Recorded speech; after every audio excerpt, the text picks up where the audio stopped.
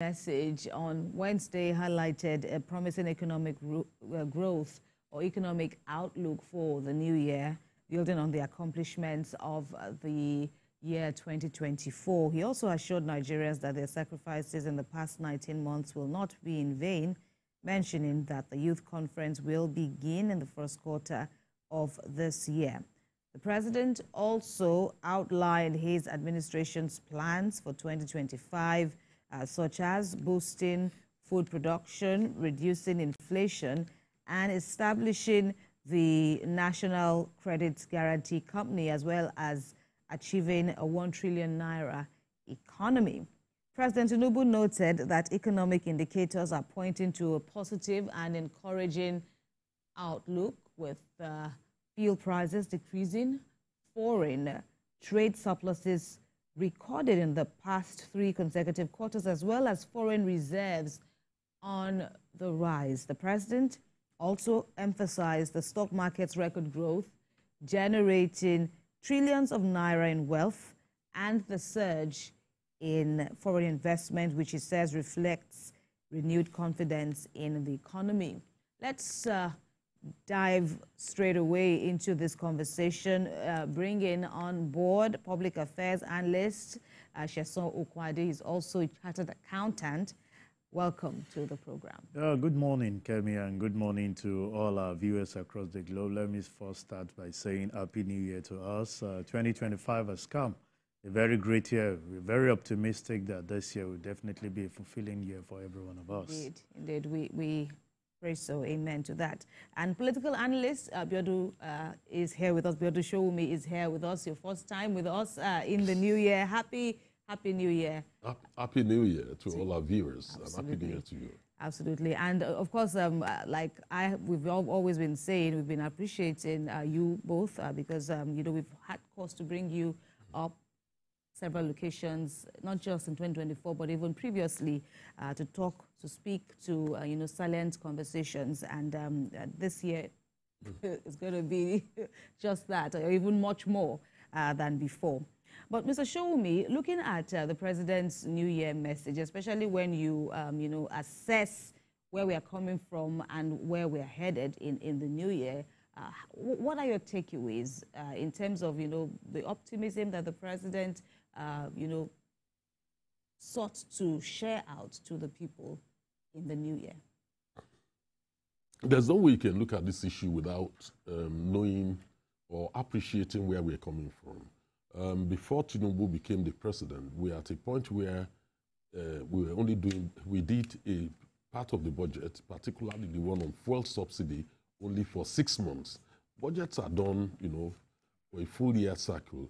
And of course, that to many people signal the fact that we seem to have some problems, financial problems as a country.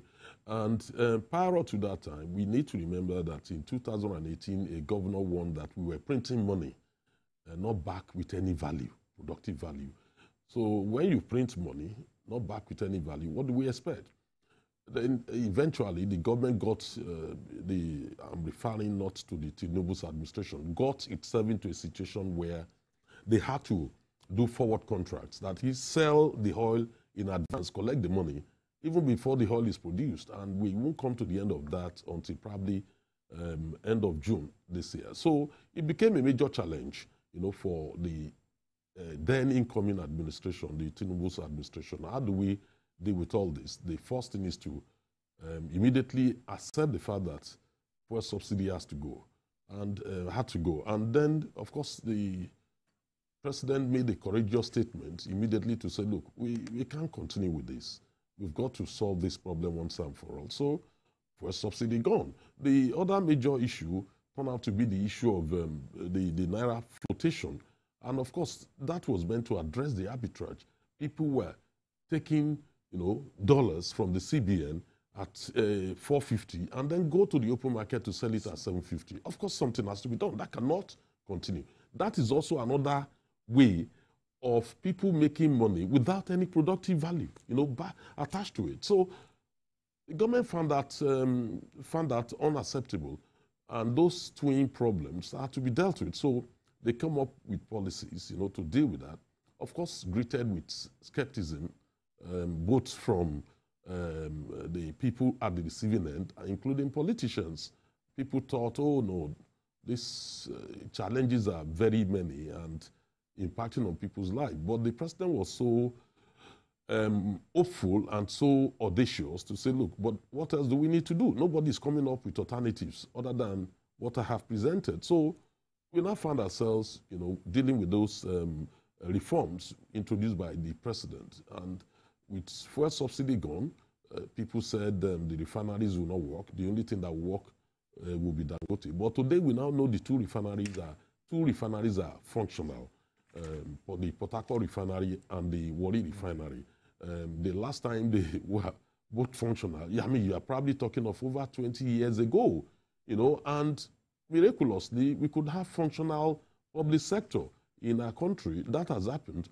Then we've seen what has happened with the naira, the flotation of the naira. Naira has been able to be stable. The free fall that we witnessed before is no longer there. So we now have a more stable, naira, which people can rely on. In addition to that, government has also, we've seen some of the steps they're taking, particularly the issue of direct currency, trading in national currency with France. We've seen issues like what the president highlighted in the areas of agriculture, the need for the states, to come up, and partner with the federal government. Because what we have in the country, in order to bring the inflation down from what the president said, the inflation is 34.6%. But that index inflation is largely driven by food inflation. And the only way you can bring food inflation down is not through importation of food. Otherwise, you are creating jobs in other economy. The only way to do that is to produce more food within our own country. We have no business importing $5 billion worth of grains into Nigeria from anywhere in the whole world. We have fertile land. But that cannot be achieved without the governors. And we've seen the president actually calling, on the governors that they should come into partnership. The reason is because the governors own the land in line with our law. The land use edit, we should not forget that, 1978. So the land is vested in the governor. There's nothing the president can do except the governors agree to go into collaboration. And we've seen evidence of that happening. We have heard of the $1.5 billion from Saudi Arabia to go into livestock production, and all that in the course of the year will probably lead to increase, in food production in our country. If we are able to achieve that, of course, the president may be right that it will bring down inflation, down to 15% or thereabout. Right, and the president spoke to the issue of his bid to have. And he acknowledges that it is an ambitious one, Sheson Kwade, the bid to reduce inflation from what it stands out, that is something percent now to about half, having it in the new year. In terms of how well the country is on track to achieving this target, what's it looking like for you? Thank you very much, and I want to appreciate my brother for that wonderful submission. It's difficult to actually bring out some of the things that Mr. President is doing. But I want to say this. Possibly I always share that because he's a senior colleague as an accountant, and we understand some of this issue. It's pretty difficult at times the way accountants view each issues, but we are bold to take some giant step. And I want to give it to Mr. President, even if several people might not want to actually support some of those things that he's actually doing. First, on the issue of concern to me with this that we've seen is that I want to make an appeal, which is personal, to Mr. President, that some of these commitments, we can a bit lower it and possibly give a better deliverable when it comes. We are actually in the public space, and we understand the reaction of the people when it comes to some of these promises. It seems to be very high. I was actually discussing with someone, and he said, Sheson, before you people came into power, the way they will always address us is that you said, "Elo for Kombale, Owe Amagbewale." And what we are saying is different from what is actually happening. Knowing fully well that you guys are going to remove subsidy. The way people react to some of us analysts is as if you are a government spokesperson, even though we are not. And I'm like, well, we understand that. And, you know, it's like you're saying at the midway of saying that as at that point in time, fuel was 187, going to about 300. And you know definitely that it was still being subsidized. You are going to remove subsidy, and you are saying you are going to bring it down. It looks as if it's conflicting, if you ask. And at that point in time, when the subsidy was removed, went up to 700, 800 to where we are today. But one good thing I want to say is that Mr. President has been able to give few of us few words to say, and that's speaking to we coming back to say the local refinery that cannot work, even if as at this point it's not 100% being utilized, it's actually coming to mainstream. And within a year, we have 2 of them. You know, I was part of the people that challenged the handlers of our economy under Mr. President to say 2023 December, there was a commitment that Port Harcourt refinery will come upstream. And they were unable to achieve that until around September. But here we are. The old refinery is back for Port Harcourt. Warri is back at 60% capacity, producing, you know, diesel and PM. So it gives you a sense of confidence to say we are moving in the right direction. Something that was destroyed for years cannot actually be recouped within the few shortest possible time. And I see us moving in the right direction with some of the policy that is saying. The other area I want to address based on your question is, I've asked myself as an accountant, an economist, a finance person, bringing inflation down to 15% is another tall order for Mr. President. I told several people to say, possibly those that wrote those things for Mr. President, for him to see or give him that assurance, was trying to write 25% and not 15%. To bring that to 15% is actually a tall order that a lot of people are actually with it. How are we going to resolve it? It's achievable. But I would say that if we have given people like 25% increase from 34 where we are currently, and you end up achieving 15, you have done fantastically well. But if you have given 15% and you end up at 16, people will tend not to appreciate you. And that's the area I want the handler of the government to look at some of these things. Don't give I.O. because I've been asking the miraculous ends that will resolve that inflation coming down to 15% within 1 year as projected by Mr. President. Hope we are not going to see ourselves coming up with excuses or things that we'll start using to develop it. Fine. Some of the things to be addressed, I appreciate the fact him having a meeting with the governor yesterday in the area of agriculture. A lot has actually been said that most of the time we concentrate on the federal government, everything federal government. How much questions are we asking from the state government on their performance? The fuel subsidy removal gave a lot of inflow to the state government. How much of some of these funds released to the state are judiciously being used? The only thing I've heard from majority of the state government is the increment in staff personnel costs, of which we are saying how many of them or how many of us are civil servants. You cannot only be working for the civil servant, but you must create the enabling environment in your state for the SMEs. And only few states are actually obeying this based on the humongous money that they've collected from the federal government. So I think it's Mr. President addressing them and putting them up now. Because for me, it's less of asking federal government questions and more concentrating on the state. Possibly the state where I reside, the state of origin where I come from, and other state government. But the president must be able to be transparent enough to make available funds that are disbursed to some of these state government. And we start acting for accountability from the state. Enough of us just concentrating, federal government have not done this, federal government have not done this, and in your state. That's why we've said, even the issue of security that has become a masquerade, that seems not that we seems not to be resolving in shortest possible time. Let's make that issue of regional policing and tax the state governors. If your state is not governable, it becomes your issue. Everybody will leave and migrate to where there is peace, because wherever there is peace, there is bound to be prosperity. So I think we should start looking at how we can engage the state government with some of the resources that they are having to themselves how to develop their state. So when you don't have people in your state that everybody has migrated to a place of peace and abode, then questions will be asked. Maybe it's at this point we start considering scrapping some states that are not actually yielding the dividend of what they should do to the state. Because I can tell you every state in the country have the potential to satisfy their citizens.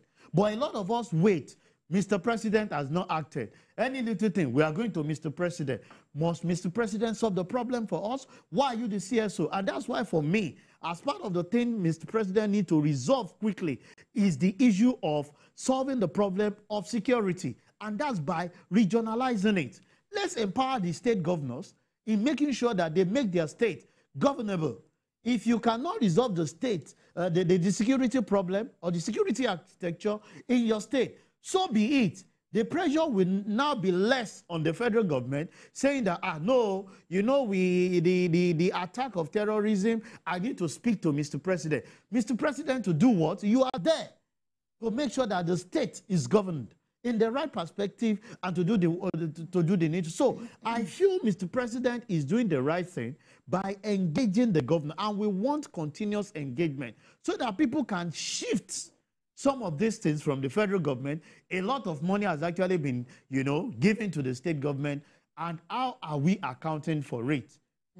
Most states are still looking up to federal government. A lot of states are actually consolidated on the revenue generated internally by them and the funds they've gotten from the state, from the federal government to develop their state. And people are migrating to it.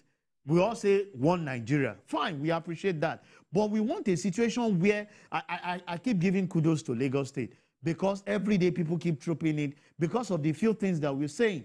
In terms of internal generated revenue, we need to go tech-based, and state must come and learn from those that are achieving it in such a way that we can develop all our regions and everybody can stay put wherever they are so that we can contribute to the central that we call the federal government. And the president's speech to the nation was also extended in his address to the governors who visited him later on Wednesday, as well as the vice president, where he described the governors as holding the key to Nigeria's prosperity in this ambition of the president to toe that line, to ensure a more prosperous Nigeria, a more stable economy and all of that. How do you reflect on the role of governors? Because it does appear that this is going to be an interesting year with the back and forth between the federal government and the state governments. What are you, reflecting? Yes. For me, I see the point the president is making. He's not willing to go into antagonism or criticize anybody. No. What the president called for is a collaborative effort on the part of the federal government and the state government in order to address the real cause, the major, driver of the inflation we have in the country, which is food and insecurity. Now, on the part of insecurity, we've seen tangible efforts made, and we've been able to at least degrade, the capacity of the insurgents, largely in the northeast. Now, the problem we have in the Sokoto area now with Lakurawa, is being localized by the military with a view to ensure that we do not have a widespread violence or kidnapping or attack on farmers, including local people in Sokoto State. And when you see the efforts being made, you can begin to appreciate, the difference in what was happening before and what is happening now. Let me give you a very good example. Benue State. Benue State used to be is the breadbasket of the country. Some 2, 3, 4 years ago, we knew how we got to where we are. Farmers were being attacked. People were killed in 80s and 100s, rampaging, all over the whole place. Farmers were not able to harvest their products. But that's not the situation anymore. There's relative peace in Benue State now. Farmers are now able to go to farm. Yes, there may be one or isolated one incident or the other. You can't expect everything to disappear overnight. But we must appreciate the progress being made in certain areas. when you look at the rest parts of the country, the level of violence, even in the southeast, has gone down significantly, and in a way that farmers are able to go to farm. When you look at how did we get to where we are, that the food became the major driver, it's simply because of grains. You can produce about 10 different things from grains. It's also used in medicine. It's the 60% component of feed into livestock. If we find ourselves in a situation where we are importing grains, then we have a major problem in the country. And all the reforms being implemented, in my view, are aimed to stimulate local production. We cannot keep, eating what we are not producing. And that is why, if we are able to address the issue of agriculture, the issue of bringing down inflation to 15% is realizable. Is ambitious. What I agree. Yes, but what needs to be put in place? All the nuggets, all the pockets of stuff that needs to be put in place, are they rightly outlined by the president? Yes, because we have food, inflation is food-driven. It's cost-push inflation. That's what we have. If you're able to produce enough food, which I think we can achieve, we have the land. With a collaborative approach with the state governors, we can do this. We have done it before. Don't forget, we used to have bulk purchasing authorities in those days. We know what we need to do. Look, for instance, I will even encourage Mr. President to say that, look, why are we subsidizing private farms through the National Youth Service Corps? Why are we doing that? If I need to employ 5 people, and I know that I'll get those 5 people from NYSC, and I need only to pay them a peanut, why should I employ those 5 people? I won't, because at the end of that service year, new set of 5 people will come in. The major problem... You've empowered the 5. Of course. The first 5. Of course. No, they would leave the system going to, the unemployment queue, while I would That's take... what I'm saying. Yes, you've empowered them. Absolutely. Now, for me, the NYSC, the main business of NYSC now should be on agriculture. Everybody that graduates must go at least do a year service in agriculture. What are we doing with fertile lands? The lands are everywhere. Our youths are unemployed. Why can't we get them? Even if you pay a farmer 200,000, a graduate 200,000 to work in the farm, the end product will be, we will produce massive food that we are even able to export and feed the rest of Africa. What are we doing with the stir factory in Bauchi? We used to have a stir factory in Bauchi to produce, caterpillars. I know it's been run down now, but we can re-engage the Austrians, re-equip the place, produce the caterpillars. You have the necessary jobs created. What about the stir in Ibadan to produce trailers and all that, to move those goods, from the farm? We have no business, with NYSC supporting the private sector anymore. We need to go back to food production. And you cannot achieve that without the federal government empowering the local governments in this way. One, they need tractors, and plowers, harvesters. We have 774 local government. What federal government needs to do is to buy those tractors, plowers, and harvesters, put them in the control of the local government, sign an agreement with the state government, make the land available. We have land, lying fallow. You don't need to take away families' land or people's land. What we need to do is land that has not been used in the last 5 years should be leased, compulsory lease, for at least 10 years. Then we get these, planters, harvesters, and everything in each local government. Get the youth corpers to go and work in the farm. Pay them, not what we are paying them now, peanuts. Pay them, the real value for their labor. We will produce more than enough food to the extent that what is Russia doing now and Ukraine? They're using food for the diplomacy. Why can't we be the breadbasket for the whole of Africa? So we need a new change, just like Mr. President said, and that's why I align with him. You can't keep doing the same thing, the same old ways, and expect a different result.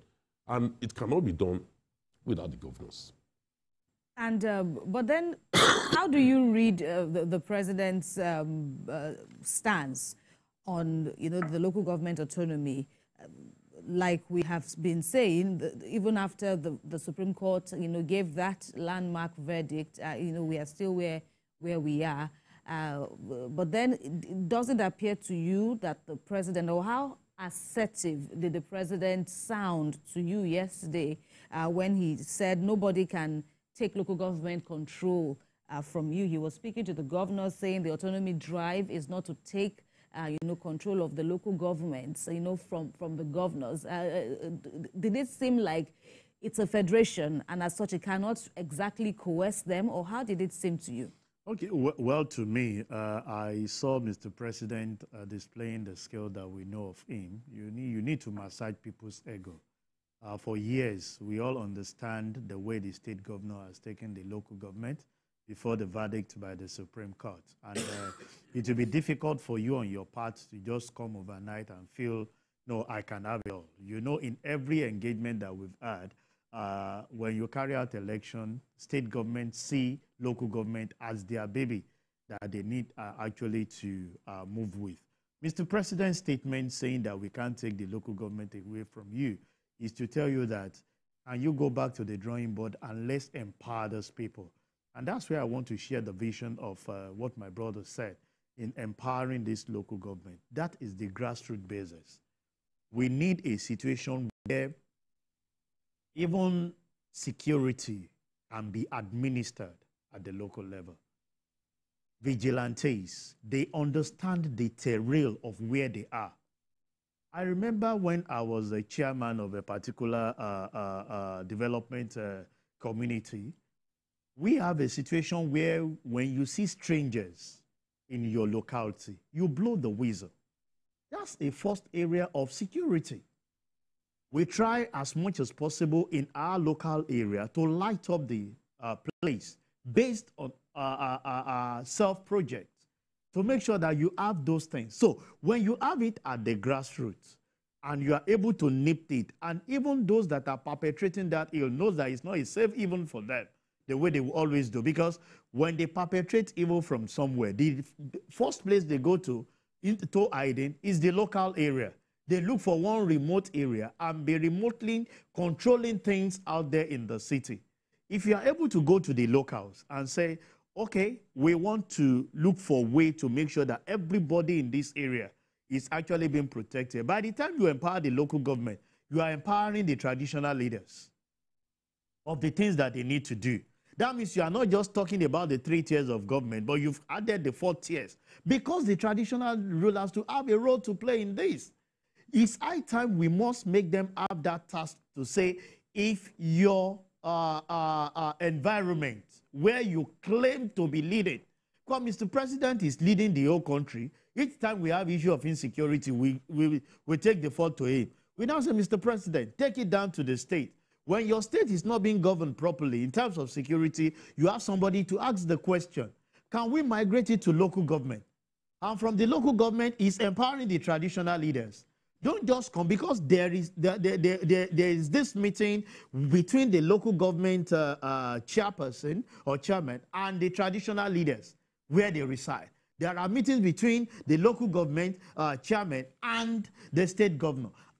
Can we start, diverging this power to the last person in such a way that you have this inclusion of having that sense of belonging to say, sir, how can we come together to start attracting people? By the time you make your local government, a safe haven for businesses to grow, you will see people leaving even the urban area and coming there. I've asked several questions. Why must we all concentrate in the urban area and we are not developing the rurals? It's because you feel you are not safe when you go out there. But if you are able to divert the security architecture in such a way that the traditional leaders are held responsible and accountable for things that are going on in their area, the local government knows that it's actually being held accountable for what goes on in its own local government, and you are able to empower them and monitor the activities that they are doing. It is not just enough for us to give the traditional leaders vehicles for them to move around and be living large when the people that they are governing are actually being impoverished. A lot of resources are in the hands of the locals, and we can start creating safe haven. And that's why I've seen that critically what Mr. President needs to address is if you can tame this issue of insecurity, and we can have the security to the barest minimum. A lot of people are willing to go back to their village and invest in agriculture. But what will be the return when the security is not guaranteed? A lot of people have actually been invited by their traditional rulers and saying, we've seen the exploits you are doing in town. Can you come and make this investment? But there must be guarantee. Every businessman wants a guarantee of his investment to know that he can recoup back. Even there are some philanthropists that want a situation where it is not gaining back the money that they are after, but they can see the impact that people are actually developing. And that's why we feel that we must start cascading some of these things to the locals in such a way that, I remember those days where in Lagos here, when you go to remote areas like Ikorodu, you will hear about Oyabo. And at that point in time, there was sanity. Everybody knows that you cannot just violate some of the rules that you have there. A lot of people will say politicians, we hijack them to make use of them. But during the election, it's just a one-off thing. You have every other period to make use of those security apparatus to protect the indigent in such a way to create growth in the local. We should not start from up to down. Now we must concentrate from bottom down after you have empowered them in such a way that everybody can start contributing. That's the way we started. A lot of us might be young to have understanding of what the Awolowos did then. But that was the way they started it. The Westerners are able to concentrate on some of the things that they have, the cocos and the other things. The Easterners are able to pick up on the robbers, develop it, and we are able to concentrate it at the central. But now everybody looks at the central as against developing some of the things that we have. These are areas that I feel that government needs to look into. And I think Mr. President has started engaging the state governor. Let the state governor engage the local government. Let the local government engage the traditional rulers of the safety of things. And with that, you can attract a lot of investment into your locality. All right, before we continue looking at other interventions by the president, let's now weigh some of the responses that have greeted the president's message to Nigerians. NLC has also joined in the league of, that category, which include many northern governors saying that the tax reform drive should stop now because of its capacity, according to the NLC. And governors such as Bauchi, Kano, who say that it could further divide the country. What do you think, Mr. Shomi? Well, I don't seem to share the anxiety of those who think tax reform will divide the country. No. Because you really need to look at the reforms being proposed. If you go through it, I've gone through it so many times, I just can't see the point they are making. The impression I tend to have is either when Oyedele's committee was engaging with different stakeholders, including the governors, the state governors, is probably they didn't think it will happen, or they didn't pay much attention to it. According to him, he's even saying that it's only a few states like Lagos that gave them the needed audience. Several times they didn't even get the governors, to have that sit down and all the deliberations that's, needed. That's were needed. Yes, absolutely. Because they didn't want things to change. Look, you can't keep doing the same thing the same way and expect a different result. Look, we all know that our tax system is very anachronistic. It's not progressive. I can't remember the Minister of Finance that came up to say that less than 10% of billionaires in Nigeria are paying 25 million naira as tax in a year. I can't remember whether it's Kemi Adeosun, one of them. In a year. And then you have people who are very, very poor, who are employed at the lowest cadre, actually compulsorily paying pay as you earn. It's been deducted right from source. So that cannot be fair. We need to have a progressive tax system. That is one. The second issue is about harmonizing the different taxes and all that, which we have, which could affect, investment in different parts of the country when you have multiple taxation.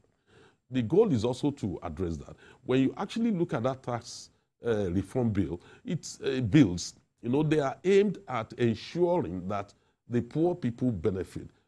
Take, for instance, anybody earning 800,000 or 1 million downwards, you don't need to pay any pay as you earn, tax, because the tax reform, if passed, will recognize the fact that you are not earning enough. You should not be paying tax.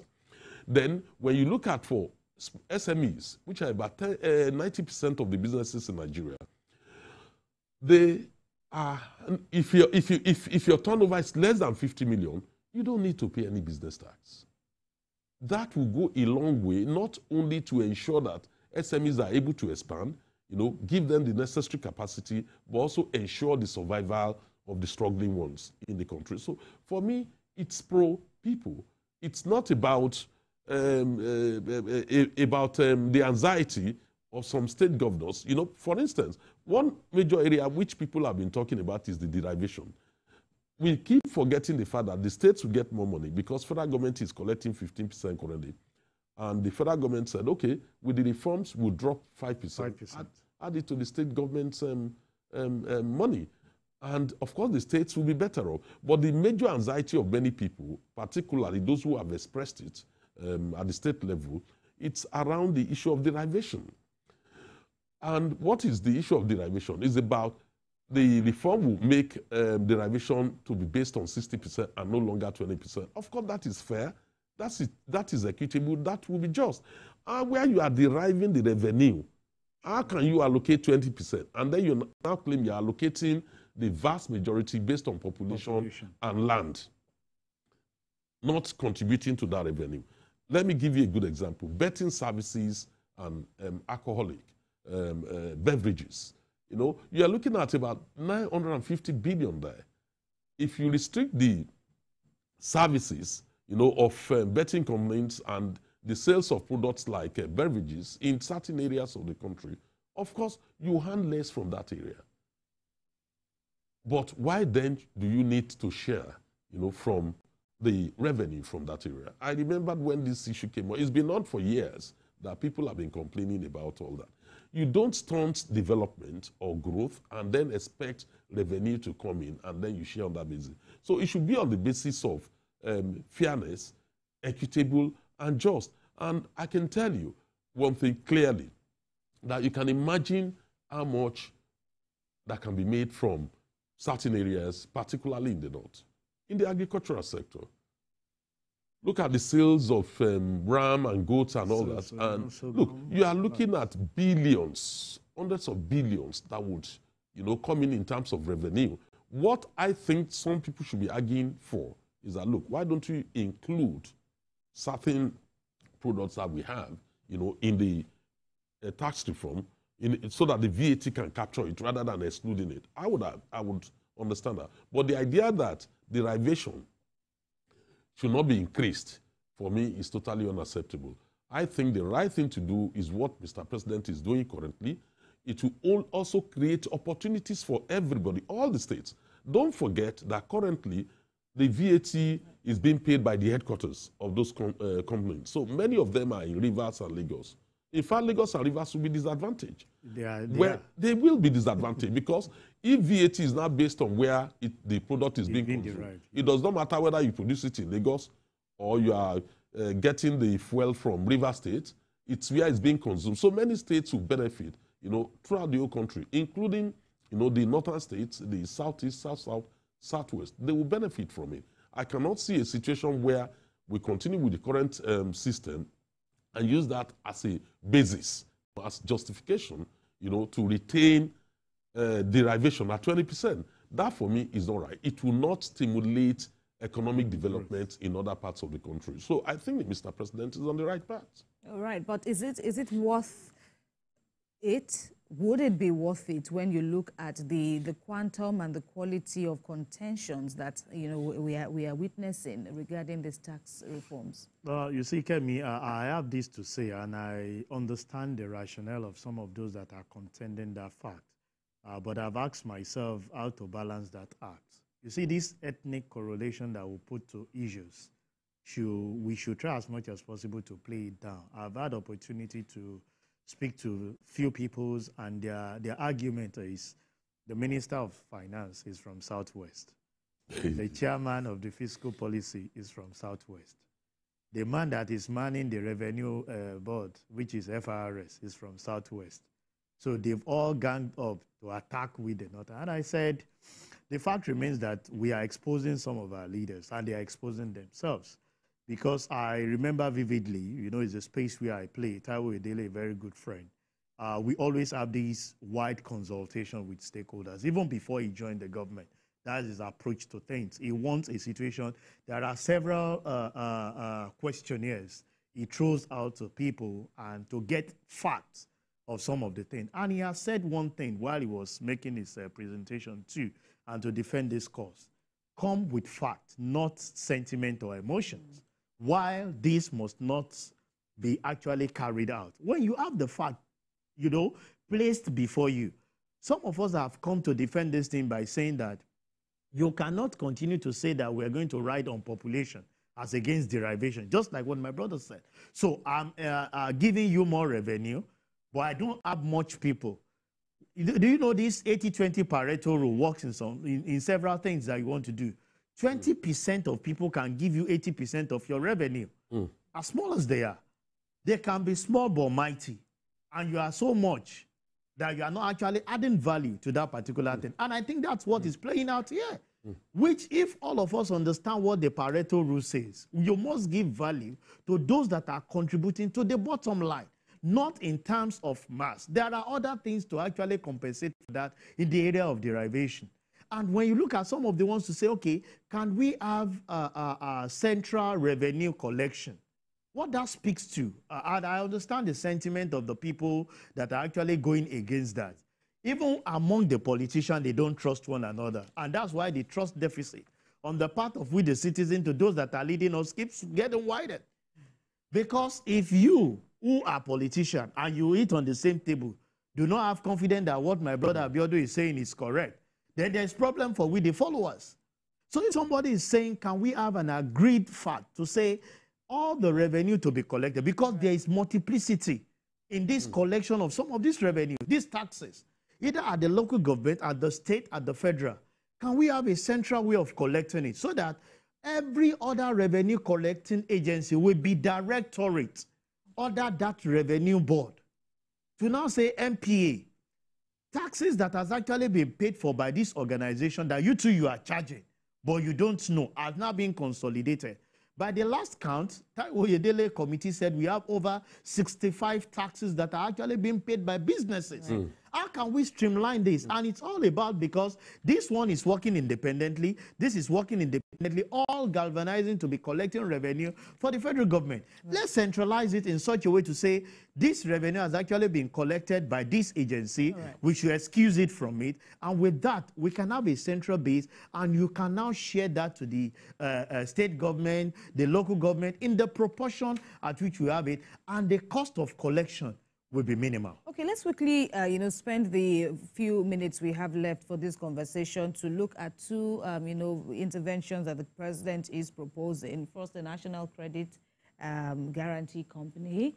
He said that is going to be, set up during the year for women, for the youth. What impact do you think that will have? Oh, yeah. Of course, we all know that women are highly disadvantaged, not only in Nigeria, in many parts of the world. And therefore, we need to embark on some positive, action to improve the situation. What we've seen so far is we've tried to address some of the issues politically without looking at the economic angle, which is quite very important. Now, when you talk about the economic angle, you are talking about access to financial resources. Where do many women, where do we expect them to get the resources from? When in reality, we live in a male-dominated environment, and therefore women are highly disadvantaged. So what Mr. President is thinking about, from my reading, is to ensure that women are also stakeholders in the economic life of our country by creating easy access, to finance for women, in terms of credit, to be able to expand their businesses. And many of them, millions of women are employed, or underemployed, and therefore they're able to expand their businesses, not only create wealth for the country, create jobs, and then they're able to pay the loan which is obtained. It's not about free money. It's for them to have, a soft loan, where they can invest in their businesses and expand their involvement and engagement with the economy. For me, I think that is positive because anything that helps, whether it's male or female or the youth, for me, it's great. Okay, and there's also the issue of values that the president is, talking about. Says he's also going to introduce a national values charter to enshrine patriotism from the government and the people. What difference would that make? Yeah, well, it's a good innovation, if you ask me, but I see it beyond that. Just creating a charter or this thing, it must be intentional on the part of our leaders. Don't say something and act something. You know, some people will say, do what I say, don't do what I do. Our leaders must definitely show that path at which people can have that confidence. At home, what are you doing? And at this point, I feel we should start revamping the National Orientation Agency. Some of the things we enjoyed while few of us were actually going up, we don't enjoy that enough in the media space. When you just tune to TV, it's not about just seeing dancing and everything. There are certain things that are entrenched into you. When you wake up, the things you hear, those things you learn.